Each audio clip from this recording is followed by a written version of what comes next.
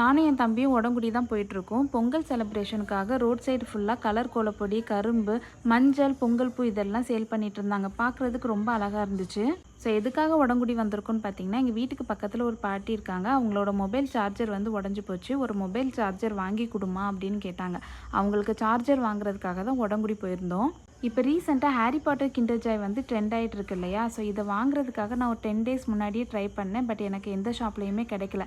நேற்று இதை பார்த்ததும் 4 கிண்டர் ஜாய் வாங்கிட்டேன். அப்புறம் வந்துட்டு கொஞ்சம் கலர் கோலப்பொடி வாங்கினேன். ஆல்ரெடி வீட்டில் வந்துட்டு கொஞ்சம் கலர் இருக்குது. அதனால் தேவைப்படுற கலர் மட்டும் வாங்கிக்கிட்டேன்.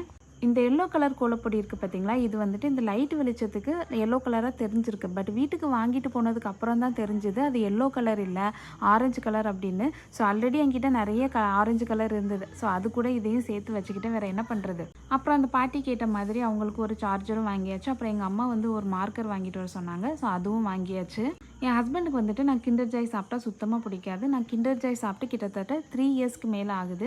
எவ்வளோ கெஞ்சி கூத்தாடினாலும் கடைசி வரைக்கும் வாங்கி தர மாட்டாங்க. பட் இப்போ ஹஸ்பண்ட் வந்துட்டு ஃபாரினில் இருக்கிற தைரியத்தில் நான் 4 கிண்டர் ஜாய் வாங்கிட்டு வந்திருக்கேன்.